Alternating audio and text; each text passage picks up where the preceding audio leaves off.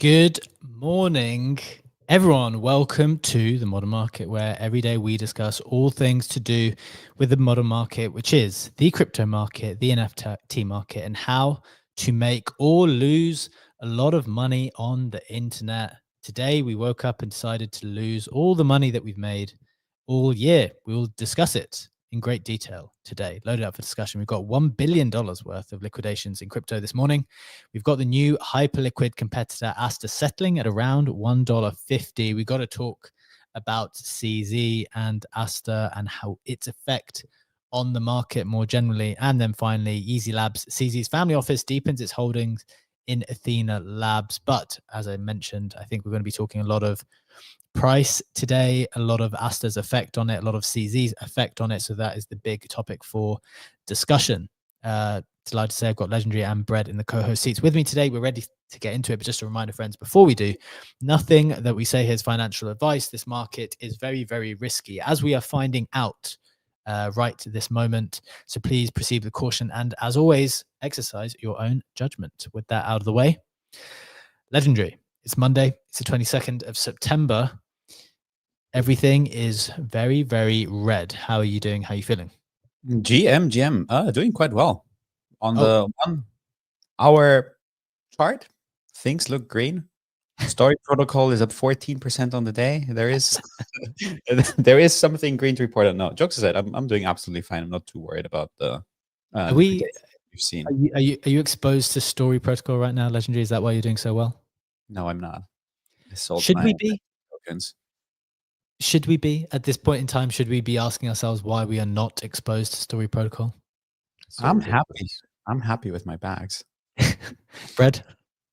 Yeah, I mean, that's one of the ones I was looking at. It was, I over the weekend I had this thought. I was like, man, it's Binance, now Story, and Tron. Like these three charts that are just like up. Oh, I IP dumped a little bit, but like just these like Eastern coins that we have no context whatsoever. Binance, obviously they've been around for a long time, but like they feel somewhat hidden in the industry and just like crushing. On the former two on like any time frame, Binance and Tron, any time frame, they're just like melt up. Story obviously is a different beast altogether. There's no actual usage there that we're aware of. $100 in fees or whatever it is. They had news coming out though that they acquired, I don't know, $100 million worth of IP. I do recall that. Yeah, Korean. I don't know if it was K-pop or what music genre it was. And it's what does it mean? What the hell does IP on the blockchain even mean? No one can articulate it for me. I can explain. And now the founder's gone. It means that price go up. Bullish. It's a provocative idea, Brad, and you seem very provoked by it. You seem very provoked by it, and that's why the price is going up. Okay, guys, we're going to get into all of the prices that are going up, and as well as some of the stuff going down in today's show, because it's going to be an interesting discussion. I've got some hot takes, guys, today. I've got some spicy ones. So bear with me. I was sharing some of them, or alluding to in what direction I was talking about in the Telegram over the weekend. But right, we'll get to it. It's for discussion a little bit later. But let's get everyone up to speed first on the price action as usual, starting with the majors. We've got Bitcoin down a couple of percent to 112,900. Got ETH down 6% to under $4,200. Got XRP down 5% to $2.80. BNB's down 3%, still above $1,000 though, and up 11% on the week. The only other major-ish coin that is also up on the week is Avalanche. AVAX is up 9% on the week, though 5% down on the day, and everything else is red on both the day and the week. So Solana's down 6% to $222, down 6% on the week. Brutal.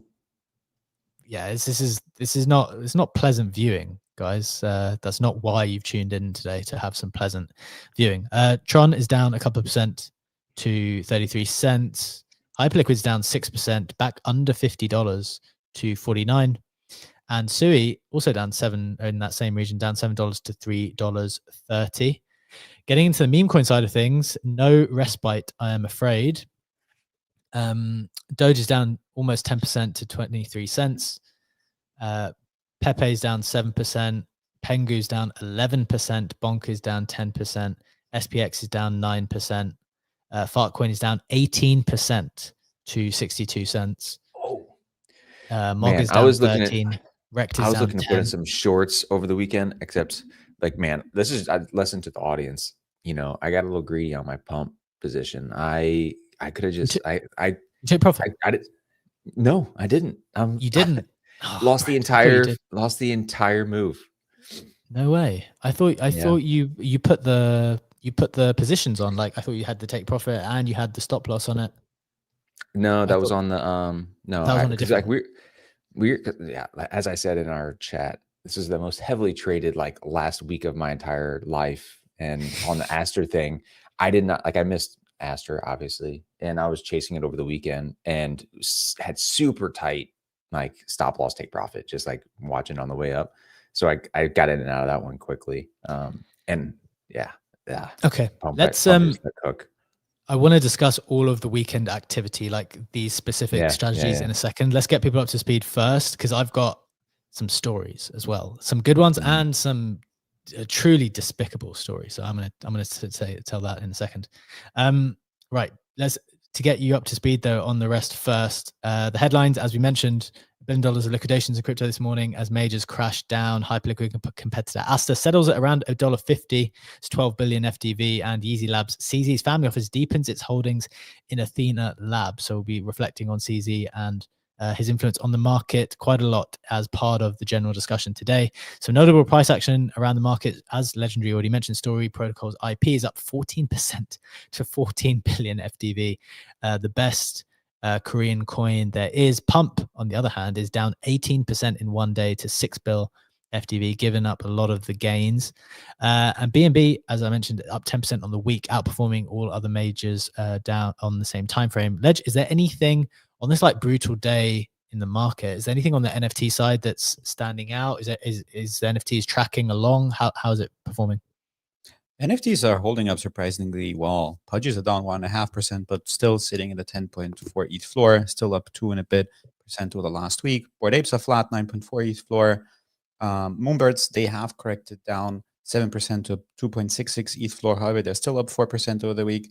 So most things on the major side of NFTs still look good. The only thing that's down significantly over the day and over the week are the Miladies, down 10% over the week at a 1.77 ETH floor. But apart from that, the majors are not yet tracking ETH's move down fully. Okay. I think this is NFT centric. How's Punkster doing? Let's see. Let's get it. I saw a few collections leaning into it. I think it was at Meebits. Sergito was like really leaning into it this weekend. Where he's like, "Hey man, we see this as something that's net good. Like the yo-yo, not the flywheel. The yo-yo system is something we can lean into." And it just explain how it works, Brad, quickly for people who are unfamiliar. Yeah. So the protocol is from Rhinotic, who is a guy who created TokenWorks, and the protocol initially started with Punks. That's why Punkster is the ticker we checked, and it was a smart contract dubbed by some to be a parasitic smart contract on the collection, because it's a smart contract that will be out there in perpetuity, and it has a ERC20 token associated to it, Punkster. And as this ERC20 collects fees, it has 10% buy and sell tax on it. It builds up a treasure chest, and that treasure chest then has the ability to, once it gets enough to purchase a NFT from the Punks collection, it does so, and then instantly lists it for a multiple. Like this one is 1.2x currently, and then tries to sell it and tries to constantly create this yo-yo, not a flywheel, a yo-yo, where it constantly does this thing and pulls from the ecosystem. Now, the second phase of that was it got a little traction, and they said, we're going to do this for all NFTs. And they created contracts that would allow it to apply to other collections. So the Moonbirds, the Meebits, the Apes, there you go, Dick Butts. And each of these now has the same construction, where it's the ERC20 associated to it. Whenever enough fees are collected, it purchases a floor NFT.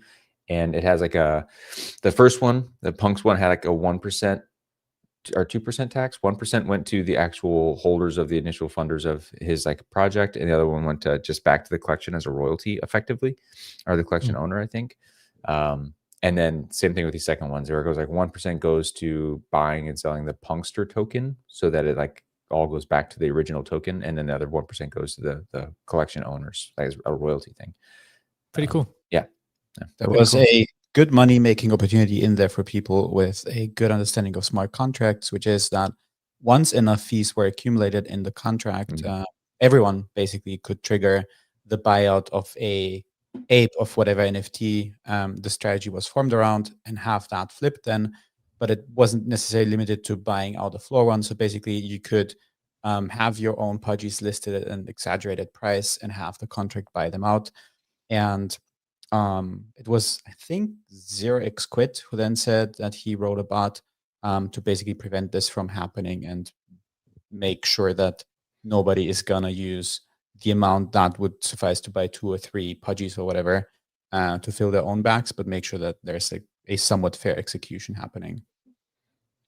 Interesting stuff. Yeah, I noted that. It was pretty cool. And yeah, as you said, it's kind of expanded to some other collections as well. Getting into the rest of the roundup, let's get you these bits of information so we can head into the Ask the Conversation and the trading over the weekend. Vitalik publishes an article on how low risk DeFi can sustain the Ethereum economy. Cannabis firm Flora Growth has secured a $401 million in cash and tokens to launch a DAT for Zero G, the native token for AI blockchain Zero Gravity that has launched today. Big week of launches in general this week, with Plasma going out later in the week too, and some other tokens all coming to market. Metaplanet buys $632 million of Bitcoin, company's largest Bitcoin purchase to date. Bloomberg reported on crypto.com unreported hack where a teenager got access to an employee account. I'm hearing more stories from Zach XBT on this, where these exchanges are getting hacked, our personal details are getting leaked, and the teams are just not telling people, which is I believe against the law. So want to keep an eye on that type of stuff. Hana Network raised 17x oversubscribed round on Kaito Capital Launchpad, at least in part, I think, on this excitement around CZ being back on the timeline, being a bit more active. That is a Yeezy Lab investment. And USD AI raising caps for USD AI deposits to $500 million tomorrow. And finally, this was at the back end of last week, Rec Drinks achieved 1 million drinks sold with their sellout on Friday, I believe, beating the Red Bull record. So congrats to the Rect team.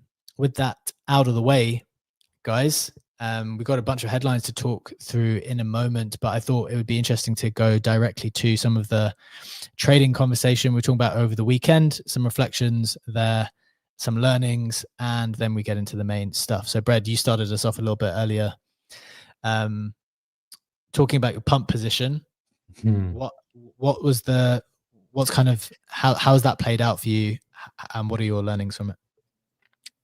Yeah, I mean, it's just greed, frankly, right? Like I upon reflection, right? Like we saw the big move over the weekend, last weekend. I was like Friday, Saturday, Sunday, where thing caught like 6 candles, quickly went up, whatever it was, 40%. I basically got in right at the start, literally that morning before the pump happened. Exciting, awesome, whatever. And especially playing the perps game, obviously you're paying funding rates and all this shit. Like I could have just basically tapped out there at the top, knowing that like it's unsustainable to have this thing basically go beyond the 9 bill that actually kept bumping up against the 9 bill market cap. It did 9 bill, got rejected, did 9 bill, got rejected, did 9 bill, got rejected, and then has been like the narrative has pivoted since then. So it went from pump as a revenue machine to perp dexes are, everything. And a lot of these people were very flighty with their pump holdings and have basically been liquidating it to rotate into all of these, the next thing. And seeing the pump fundamentals was like, I'm cool sitting in this thing for a long time. I have so much breathing room. I don't see it getting pulled back to, where it was, because like the market has decided it's worth this much. And obviously that's not the case. The whole market sold off, and I could have just captured basically that entire move and then just sat on my hands. So I got greedy. I sat on it, and I should have just pulled it right there and then let myself reevaluate the position, knowing that that's unsustainable to continue to do that thing. Like Aster did its thing. Aster was a special case that, the entire market was caught off sides, and, CZ plus everything else, they just like everyone dogpiled in. So whenever you have like 9 green 4-hour candles in a row, going from 20 mil to 1.5 bill or whatever it was, is the exception and not the rule. I should not have expected that to continue to happen for a pump.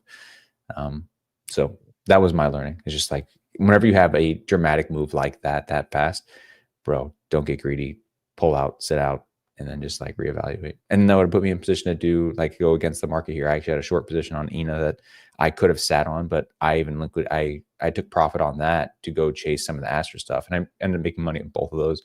That's all so good. But had I been good enough on margin to just like sit in that ENA position for a longer term, which I plan to, like, it would have printed over this last night and a half to have like something that balances that out. A lot of smart, or a lot of helpful reflections, I think there. The main one being, like, especially at this stage of the market, and you can debate whether we're early or late or whatever, but like, I just don't think we are early if we're in BSC season and then Tron is spinning up copies, and a very poor product which is being pushed by CZ is getting everyone's attention, forcing everyone to rotate out, but those people who are rotating out are also just coming in order to get out. Like, yes. It feels like the speed of capital, the velocity of capital is increasing and has been increasing a little bit over the last few weeks, even just before that as well. If you think about the velocity with which pump went from, I don't know, it was as low as 3 bill at one point, right? Went zoomed up to 8.8.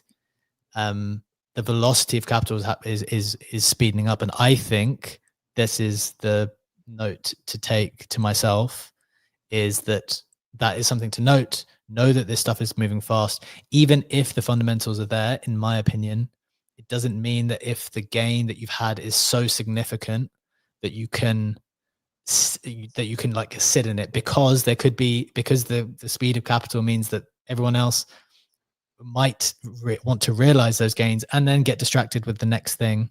And the final point there on this, and I would be very curious for Legendary's thoughts, or Brett, if you wanted to come back, is the time. And I made this point in the summer, right?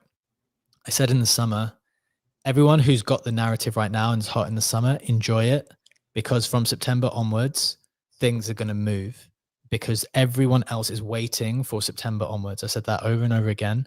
And what that means is that Asta didn't, CZ didn't tweet about Asta in August. He didn't tweet about it in July. He did it in September. Plasma didn't launch in July, August. They're doing it at the end of this week. So that's going to take up a lot of attention in the next week. Mega ETH didn't launch in the summer. I'm not exactly sure when you're launching, but it's going to be soon-ish, I'm suspecting. And then that's going to take up a ton of attention. These are just 3 things that are on my mind. And then you know how you have that thing about, like, you have the known things and then you have the unknown things. These are 3 known things that I can name that are happening in the next, I don't know, the next few weeks at a minimum. Then you're going to have the unknown things. And so the likelihood, we already have more tokens than we've ever had before. Bear that in mind too. On top of that, we have more tokens ever launching, some of which are like potentially really good stuff. So, yeah, this is my point on the velocity of capital. Brett, I think you want to come back first, then Legendary. Yeah, just one little thing I want to put in there, or I want to have present in my mind as like an outcome. We're getting close to the end of the year, and numbers have been going up for a lot of people for a while now, which means tax considerations, filling out positions, closing out your stuff, to like capturing losses, capturing gains, like all of that will accelerate over the next 3 months. There will be some kind of event where people start scrambling for that. So that's just like something that I want to have in the back of mind, even for myself. Like, I want to make sure that like I start selling in and out of positions as the year ends, to make sure I capture losses, capture profits, and can account for them in the new year for taxes. Good point. Ledge, I want to come to you. I've got a bunch more points to make on this stuff, but I want to come to you first about your general thoughts of the weekend. This general point about things speeding up And actually, a further question, which I'll come to because this one something I want to reflect on. What are you doing with the profits that you're making? Because I feel like that's one of the key questions that I was asking in the Telegram over the weekend. It's like, all right, guys, you made a ton of money on Asta. Where are you putting it? Because if it isn't into Bitcoin and if it isn't into ETH or if it isn't into any of the other majors, who are you expecting to come and do that if you are refusing to commit the capital to majors and you're going to keep it all in stables? Ledge, what do you think? Yeah, a couple thoughts on that. I think the point that I agree most with is the velocity of capital. And another good example of that is, remember talking Collector Crypt and Pokemon cards, and Pokemon cards are still moving up. However, Collector Crypt, for example, is down 45% on the week. I mean, it's still at Wow. but that is a very fast rotation. Nobody spoke about that on the timeline because everyone's like focused. No one had any time to speak on it. Again. Everyone's focused on trying to trade Aster. And I feel like that the gains in pump, they weren't, like, don't get me wrong, they weren't as significant at the end of the day. It's just a double up from whatever the pre-sale price was at $4 billion, and it went to 8 and a bit. So it's basically a double up. And I think that the rotation out of it happened just because the scaling into Aster was so significant and people were rushing to get in. In absence of that, I don't think that would have happened. Personally, I got super lucky with my pump position. I sold all of it because I didn't want to buy Aster. I wanted to buy something else. I was chasing one of my robotic tokens, which actually did well. And I planned to buy back. And then I saw Aster and I was like, yeah, okay, no, I'm not going to buy back when capital is chasing Aster right now. So I got lucky by scaling out because otherwise I would still be holding that. End of the day, yes, we are going towards the end of the year. Yes, people will realize profits, but I feel like we had a week last week where the S&P 500 basically had a new all-time high all week, and now crypto, I mean, yes, BTC is down 2% over the week. ETH sold, the majors are down 5, 6, 7% over the week, especially over the last 24 hours, most of the move. So it's nothing too major. Like, we're not talking about a double-digit move down. It's a correction that we've seen. And of course, it will be exacerbated by the fact that alts have crashed more because people were chasing Aster, and those two timelines basically happened to coincide, and that made that whole move a bit more violent, and saw a fair amount of liquidations happening over the weekend as well. That's like so your like broad market observations like that is some like a skill I want to try to hone a little bit more, because like I feel like I sense those things, but I don't ever often reflect enough to like look back and like, oh yeah, it like things feel aggressive, flighty, high velocity right now, like to where I want to pump the brakes. Like I get caught up in the FOMO just like everyone else. Like, you know, last week was my biggest or largest trading week. So like I would like to eventually like train that skill so that I can sit there and really have good like broad market observation. Did you see on the cards thing, as you were mentioning that going down, did you see how they actually work with a lot of this stuff? I saw some FUD over the weekend with like them selling a card that you could gamble with on the site that was actually being listed presently, serial number and all, on Fanatics or another. That was a criticism towards Fidgetals. Fidgetals. Yeah, you're right. Someone won that 30K card, and yes, Fidgetals has it as part of the terms of service. Just this quick side note here, that they don't necessarily own all the cards which you can gamble for, and people are making the point that this is someone was saying that you can't do this against the terms of service of Fanatics, that you basically sell cards that you haven't purchased from them. Others saying this is not legal to do it like that. I have no clue about that, legally speaking. But yes, to your point, this happened on Fidgetals, and that was the FUD around that. Interesting. Okay. Yeah. So that's interesting from the legal perspective. A point I wanted to share around the trading, getting back to that for a second, maybe this might resonate with you, Brad, for the weekend that you just had as well. But like, I think one of the mistakes, so it was going really well for me, and in general, it's still gone well. Could have gone much better. And I guess one of the reflections is when you start to click more buttons, sometimes it's hard for you to stop pressing them. And it's also a reflection because of the velocity of capital and the speed at which things are moving at the moment, that you don't really have the time. And we know this in general in this space, but you don't really have the time to think, oh, maybe I'll do it tomorrow. That's like a couple of learnings I'll say at the top of what I'm about to say, which is I was longing Asta over and over again over the weekend. I was like, do it, take profits, then it would pull back a bit. I was like, okay, I think this is still going to go, and just do that over and over again. I did it a few times. It worked out great each time. Not with huge amounts by any means, but like it was a nice amount. And then I was all out by maybe, I saw it go to 180, didn't sell, went back to 160, and I was like, okay, let me just get out here. So and then regroup. That's how I've been kind of playing with leverage, because I'm not a super sophisticated leverage trader. So I kind of take stuff out at decent points and then reassess. So that was going quite well, but I was clicking quite a lot of buttons. I then longed World Liberty Fire as well, went up a little bit, because I was like, okay, if this is the season we're kind of in, maybe that would be a nice bet. I did Plasma briefly as well, because I thought that would be a decent swing. But anyway, I was pressing too many buttons. I think all I needed to do was Asta, and that was enough. But the really bad thing, which I did as a consequence of all of this, was I started looking at the stuff. I'd taken all the profit. I cleaned that out. But because I'd been clicking so many buttons, and that's not naturally something I do, I'd be interested if this resonates with anyone. I wanted to just clean all of my positions then. So like, well, another thing that I had done is that I'd like 5x the amount that I had short on ETH, which would have been a great thing to do. So I really increased the ETH short by a lot. But then because I've been clicking so many buttons, I was like, I need to clean this all up. Like it's all been too much this weekend. I don't want to be thinking about more positions that are live. And so I closed everything. I took the short off. I was like, let me deal with it tomorrow.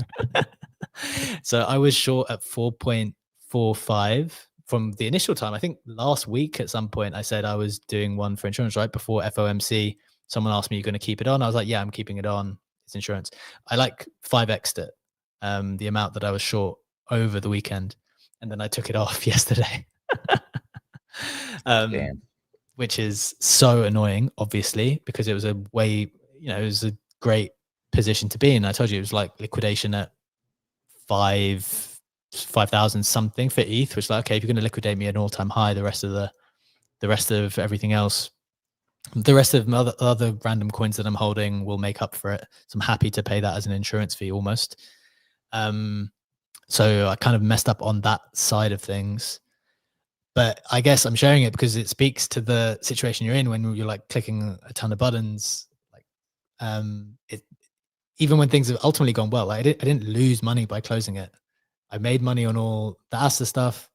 I made money on World Liberty Fi, and just didn't make the money that I should have made on the ETH one. But I think we're going into a space where I guess we've got to be a bit more nimble here, and aware of that. So let's use this as a reflection moment, right? Obviously, like we have big moments like this. Liquidations happen pretty frequently. I even tweeted a little bit last week. People were saying I was a bear. I was like, man, it's been a little bit since we've had like a moment where people got scared. Like I'm seeing a giant wick down on a lot of these markets. Almost got me on my pump position. I topped up some margin last night because like I don't want to go to sleep on this thing with it trending down as hard as it is. And they almost wicked down to get me, which it was like absurd jump. So like this is a moment, right? 1 billion liquidations across the market. If you still believe if this is an up only market right now, or like long term we're going to trend up, this would be the time where you would deploy and purchase some things at a discount, right? We're seeing steep 5, 10, 15% price decreases across the board. One, do you guys still believe up into the right market for the rest of the year? And if so, does that mean you are going to purchase some stuff here? And if so, what? Because this feels like a moment, right? Anytime we call out something like that, this is usually a buy opportunity. Whenever you see a steep correction like this, you'll have a mean reversion after this, right? Ledge, why don't you answer first, and I'll share some thoughts. Yeah, absolutely. Maybe just to put that in perspective with my overall portfolio. So I said I was at 50% stables, and had scaled down to 40% to buy a bunch of things and be allocated more. I did take profits on some of those, but mostly rotated back into both BTC and ETH. I do think that for the rest of the year, we're still looking at a very attractive market. and I do think there's still going to be tons of opportunities. But I am in the position now where I'm like mainly focusing on, I don't do like leveraged stuff with huge amounts, right? I'm focused on the things that I find interesting, like the robotics, like some of the AI trades, where I just think they have a potential massive upside on that. And then because, and that's something that BJ said earlier, we have so many tokens coming out over the rest of the year, and so many airdrops, quite frankly, that I'm interested in. This is like where I do concentrate more of my volume on. Take stuff like Project X, where I was like providing liquidity ever since phase 1, but now that they have the cross-chain swaps and bridging, I'm trying to do significant volume over there as well, and try to get exposure to larger airdrops and intensify that farming side again, which I didn't do in quite a while, actually. Like, I can't remember when the last time was. It was like aggressively trying to farm an airdrop, whether that's stuff on the Hyperliquid side with more capital, whether that's stuff on the Yeet side with the gambling, or whether it's like just participating in a pre-sale like Plasma. I am still like very interested in all those things to come out. And talking about Plasma, I looked at the charts in Hyperliquid. We said, I think end of last week, they were down to 64 cents. And I was wondering, how is that doing during the correction? And Plasma is actually up to 74 cents, went above 80 on the pre-market. So I, for the moment being, and exclude the Asta trade, because I feel like that's something that's a bit of an exception that we're seeing right now. I don't have the same interest to have a large position like I had with Pump last week. I'm like more comfortable to have my BTC and ETH and ready to deploy into something that comes along that's interesting, and you use that in a productive way in the meantime to just get volume done for some of the airdrops that I find attractive at the moment. Yeah, I'm in the phase where I want to stack. I think to be helpful to people in the audience, maybe we need to answer the question in two ways. One is on a maybe personal perspective with maybe a slightly bit bigger portfolio, and then we need to consider what would you do, and maybe it would be interesting to hear from you guys as well. What would you do if you didn't have like as much as you do now? Because I think from our perspective, or this is from my perspective, there are things which I consider multi-cycle holds, and which like I'm just not stressed about it. For example, Bitcoin is something I don't trade Bitcoin. I'm not going to sell it when I think that the cycle is at its zenith moment. I'm okay with that to go down, unless I change my mind at some point in the future. But like as things stand, I'm not even, that's not on the table for me to sell. So that's not a question. Also with Hyperliquid, as things stand, I've already said with that one, I'm like clipping out every now and again when I see something stupid in the market. I said that like a month or so ago. If I see any like top behavior. Did you see Hayes' response Yes. to the Maelstrom report? Basically just like TLDR, unlocks hit in November. We're scared. We don't we don't want to ride that. Yeah, I think that's fair. A lot of people kind of expressing complete kind of backing for the Hyperliquid team. Like, oh, they're probably well off already. They don't need to sell. But like, look, in the end, you don't know. You don't know. My instinct after reading and being involved in the ecosystem for quite a long time and just kind of assessing things is that I don't think that there's going to be, a crazy amount of sell pressure. But I'm not going to, I'm not going to stake my reputation on it when I don't know the people personally. So I think, if you're up a lot, why not de-risk a touch? I think that's the thing. I don't like trusting things that I literally don't know myself. Go on. This is the playbook that we've seen, and I said it with Tom Lee. Tom Lee calls for like $100,000-$200,000 ETH, and at some point he most likely will take a good chunk of profits, and be like, "Wait, ETH went to 8K, and you didn't take the 2x from 4K from when I called it. Like, you guys are retarded." And I don't think like when you call for Hyperliquid to go to thousands, when you call to 128x, when you call for ETH at 200K would like flip the entire S&P 500. Perspective, they become utterly ridiculous. Those people don't necessarily believe that. They express that as a sign of being bullish, and they slap such a massive number to it that you have to report it. Like, you can't not report a significant person saying ETH is going to go to 150,000. This is a headline. Yeah, it's headline making writing, isn't it? Exactly. And you don't have to be as much focused on the number, but more to be focused. Okay, the underlying expression here is that for a certain period amount of time, that person is bullish on that asset. And don't take that verbatim. You know what's kind of like, it wasn't him just like saying it flippantly. Like the dude gave a full-on presentation of Hyperliquid and had the 128x, 126x. Like he was on a stage doing the thing. Like so it wasn't just like a tweet that's like, man, I think this thing can go 128x from here. It's like he literally like dedicated a day and like time and travel to like go and tell a bunch of people in a room, this is gonna go 128x. Like it's just so funny to see that.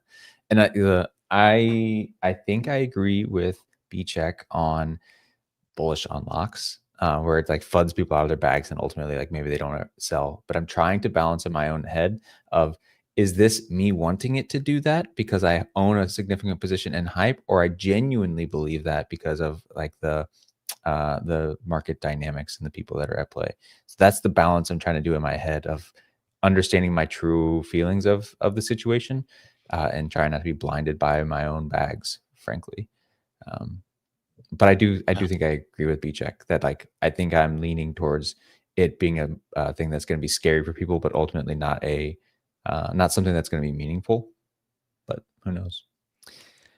So the reason why I was speaking about hype is because I think that's one of the ones where it's like, look, if I don't time the top, or if I end up with a significant bag of Hyperliquid at whenever the end of the cycle is, and I actually do plan on holding that through, save for some of these additional things we're mentioning down the pipeline. If they continue to build in the way they have, I'm happy to kind of be a part of that ecosystem. I think it's excellent. But save for those, I'm definitely in stable coin generating mode. And this is why the question that I was asking people in Telegram over the weekend, I think is more important, was like, okay, what are you going to do when you get all these stimuluses? When plasma comes through at the end of the week, which should be a very significant one for us, like, what are we going to do with it? And my honest answer to a lot of those questions is, I'm going to stable the vast majority. And then the question is, okay, am I going to deploy into majors? Am I going to buy a little bit more Bitcoin? I don't find those to be value positions right now. So what does that mean in a scenario where first Asta takes all the attention? So that takes all the attention away from majors. Then you've got plasma coming. That's going to take all the attention. Then you've got gold continuing to rip through all-time highs, which is taking the attention away from majors. You've got stocks continuing to be at all-time highs and coming on chain. And I would much rather have the exact same position, which I did have. So I'm trying to find a way to get that position back on, which is multi-cycle holds. Okay. Every time I make significant money now, it goes straight into stable coins to build that position / gold / maybe a little bit of Bitcoin. And then, what else was I going to say? I think that's broadly it. That's the strategy for now. Ledge, any final commentary on that? Yeah, I want to go back to answer your question that you asked before, because you said like, what would I do if I had a smaller portfolio size? Yes, that's helpful. It's important to put in context that I took more profit this year than any year before that. So yes, like, even if I'm wrong, I'm chilling with being 50% in stables. That is a very significant amount already. What I would do with a lower amount, I would very much be focused on following some of the Hyperliquid guides, like the one that we had by Farmer Rick on the show. Try to get volume on Hyperliquid, to try to get perp volume, and still focus on airdrop plays, because I do think that there is an asymmetrical upside for smaller portfolios to be had there. Look at stuff like Plasma, even Plasma rewarding some of the early contributors in Discord with, what is it, 20K worth of tokens if you've been really early and have this OG flag, and then there's like another series of rewards for people who joined a bit later. So there's stuff to do there, and I don't feel like that if you have a small portfolio, just buying BTC or ETH is the move if you want to grow that quickly. I do think you have to be more active with that and be active in a smart way, where like not taking so much directional risk that you can be wiped out, aka farm airdrops in a delta neutral way, and then have some smaller asymmetrical bets that could basically help you scale up quickly. But I don't think for a small portfolio, the move is to just buy BTC ETH and chill and wait for the years to come. Because yes, even if BTC goes to like 200K, you doubled up, but that's not something, if you go say from 10 to 20K, that will be a life-changing amount. Okay, what about the mid to smaller size portfolio then led for this? Because what I'm going to say is because of my specific portfolio, which is significant holdings in certain majors, or mainly Bitcoin and Hype, participating across the spectrum in some of the more speculative stuff. And on top of that, basically, I want my short position back. I want my short position back. I'm going to assess the market today. I might just put it on here. If my liquidation price is ETH above 5K, that's fine for me. If I can figure out what leverage I need to do in order to get that, I basically want to be short the market at this stage as my kind of hedge. So you think there's more to come? Yeah, I think so. I mean, I feel like that was the move. I think debts are exhausted.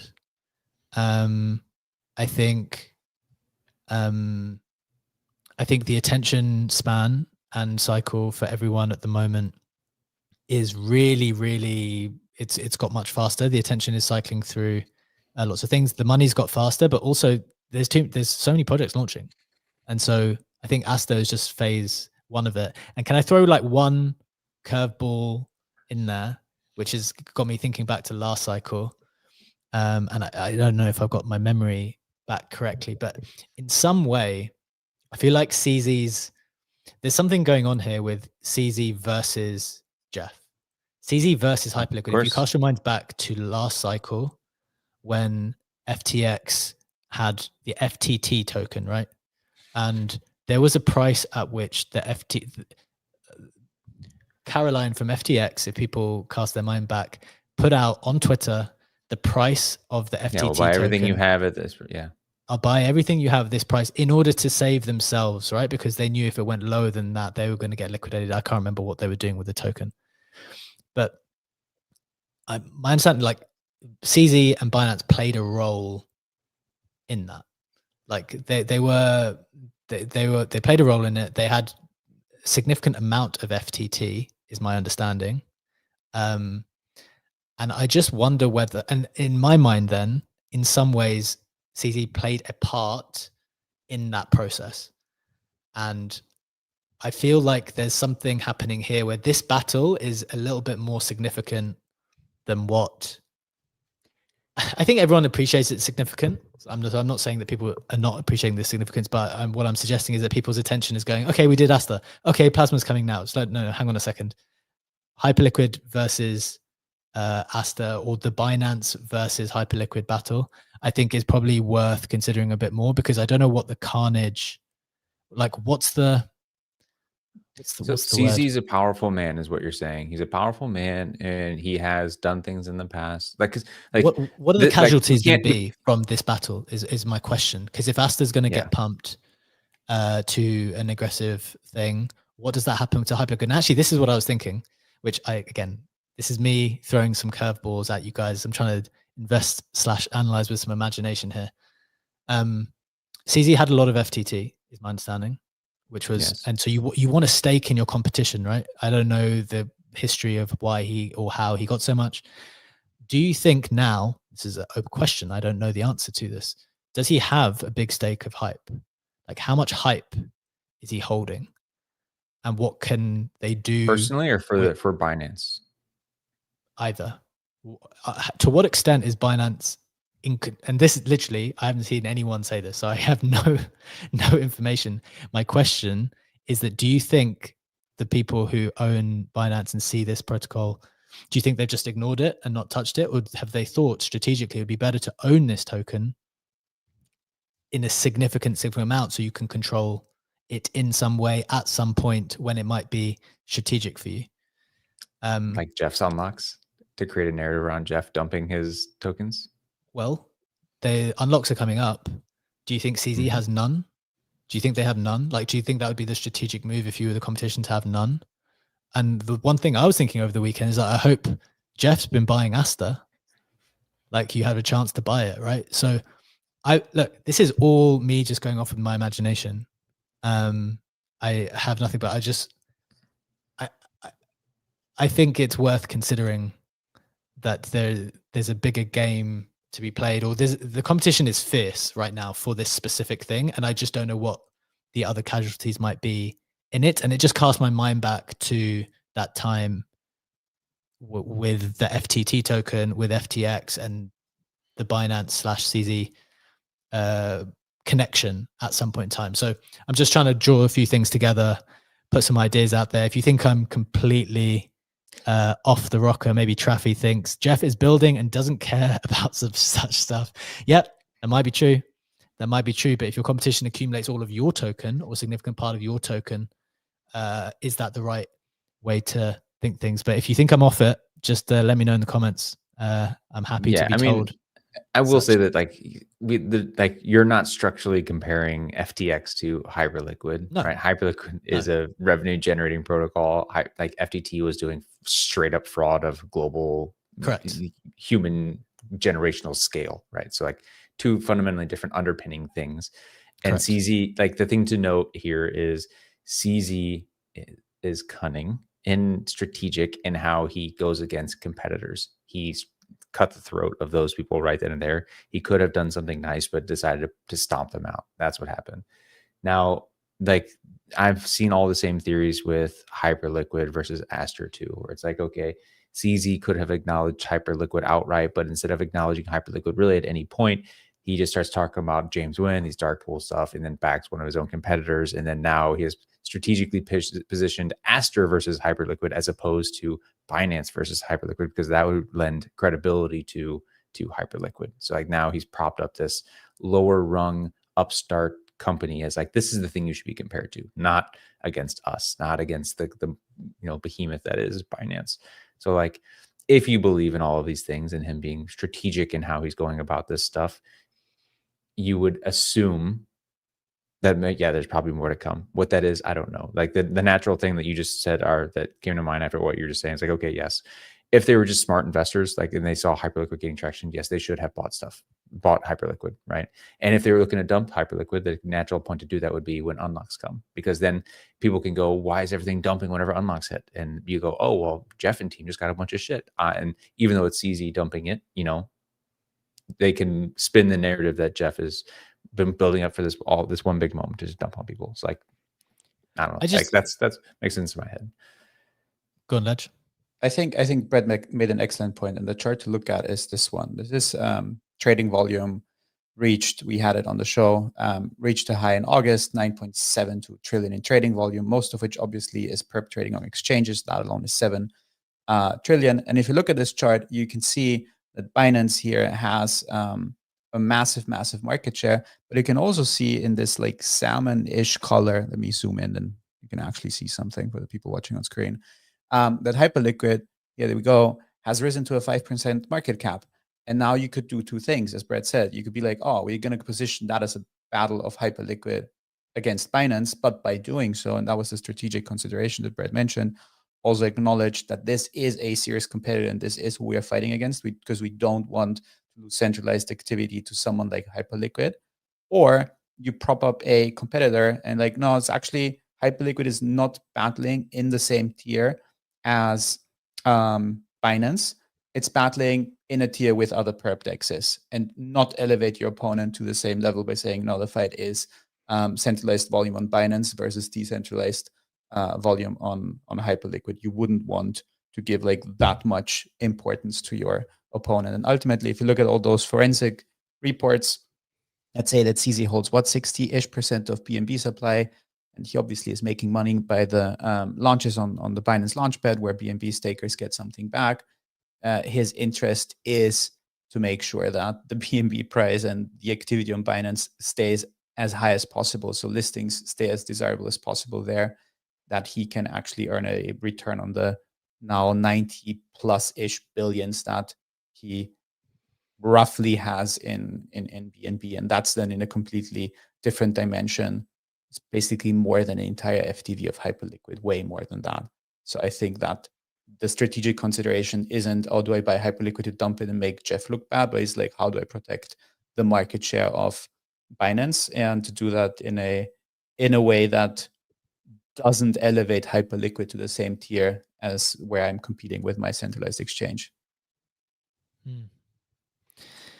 Okay.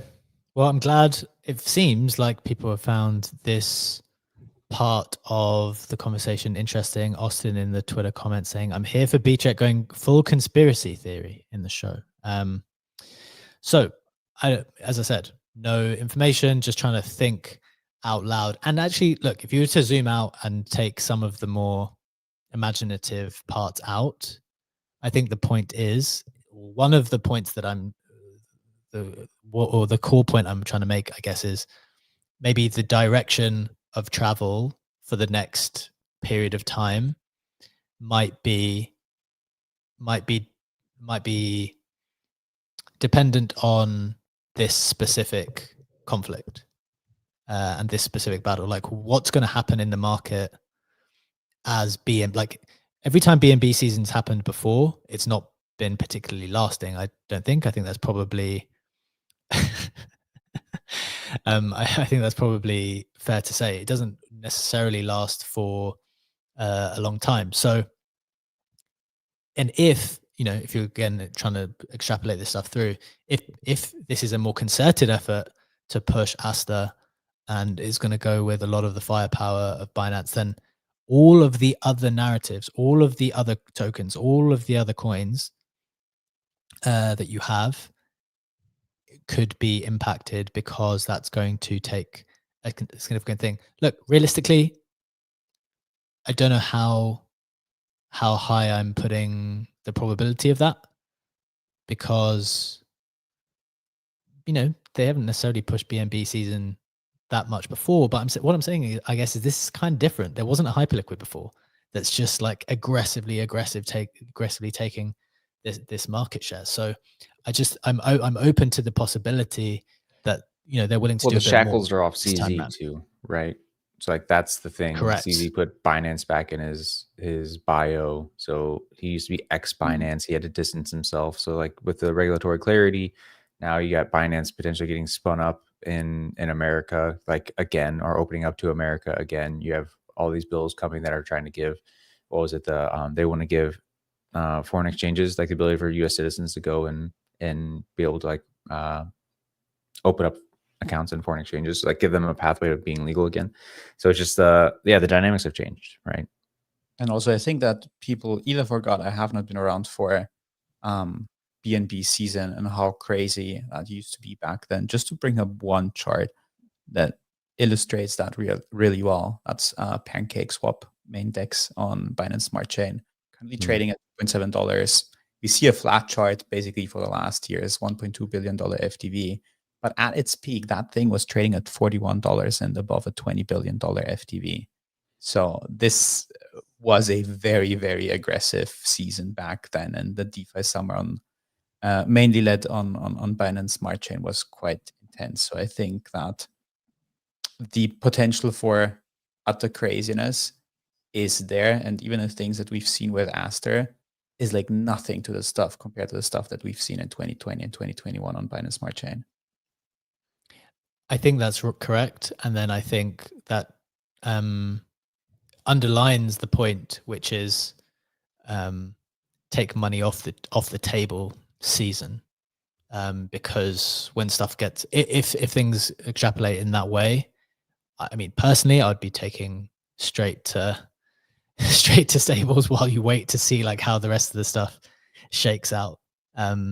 Because frankly, I don't see more people bidding. I don't see more people bidding the majors, and with all the other stuff going crazy. And then if one particular thing goes crazy, I think that bleeds a lot of attention from everything else. So, okay. Final reflections, guys. Okay, maybe look, we've done none of the headlines today. Let me just check what we were supposed to do. But I think this is, on a day like today when the market has completely kind of descended, it's helpful to just get a set of reflections. And to be honest, we probably did touch on a bunch of stuff. So the headlines were $1 billion liquidations in crypto. Fine, we've discussed that. Hyperliquid competitor Asta settles at $1.50 at almost 12 bill FDV, showing some strength against the market. Okay. And then Easy Labs, CZ's family office deepening its holdings in Athena Labs. Again, when CZ wants to work with or wants to continue as being one of the strongest people, tends to bring them into the fold. I think that's an interesting example, right? Athena being the fastest growing synthetic dollar, up to I think it's over 12 bill FDV now. So they've been brought into the fold. Final conclusions then, guys. I think we've been around and said, velocity, kind of summarizing, velocity of capital is moving faster. That's only going to continue in the next weeks as there are more and more launches coming out. What do you think on Asta then, given that was the main thing over the weekend as we conclude Legendary? Asta at around $1.50, 12 bill FTV. How do you see that moving forward? Or how are you thinking about that as it relates to the rest of the market? Really good question. For me, not a buy here. I really want to see more of what CZ wants to do and wants to play here. Obviously could rip higher, but that's not a risk that I find interesting. You need to take at the moment. Yeah. Ledge. Sorry, Brett. Brett. Final reflections on the Asta conversation. Yeah, like I'm in a similar position to Thread Guy who's getting dunked on over the weekend of like, oh my God, I missed the trade. Like, why would I do it? You're praying for some CZ crime momentum. Like in my mind, that's indistinguishable from meme coin pumping. Like for me, like it's just very hard for me to make a bet on something like that whenever it's like totally independent of the actual protocol itself. As you said earlier, the actual like application itself is not awesome. I saw a lot of people complaining about it. I don't know, it's early days, but it's also something that's been around for 3 years and just recently rebranded from a different coin to this new coin and is not being propped up. I don't think the dark pools is a selling feature. So like for me, the fact that it's like roughly equivalent to a pump fund, which is, it even flipped it over the weekend at some point, which has generated $1 billion over the last year and just raised several $100 million and like actually is owning an entire sector for itself. In my mind, like if I'm going to be betting at this tier, I don't want to chase an Aster that I can't really like build up a thesis on whenever I can see something like a pump or a lot of the other like more established protocols in the same price range. So. Okay. Good stuff. Guys, I think that was a very interesting conversation today. I think, judging by the comments in the Telegram and in the comments in general, I think that was a helpful chat. We obviously went off in a few different directions. When the market moves big in either direction, sometimes it's helpful to stand back and try to evaluate and consider what modes of thinking we're using to like make sense of what is going on and how we think about things moving forward. So hope that's helpful. Fun show. As always, we do this every day, Monday to Friday, 7 a.m. Eastern time, live on X Video, YouTube, and you can catch us on Apple and Spotify podcasts too. We will be back same time, same place tomorrow. We hope you have a wonderful day. Take care. See you then. Bye-bye.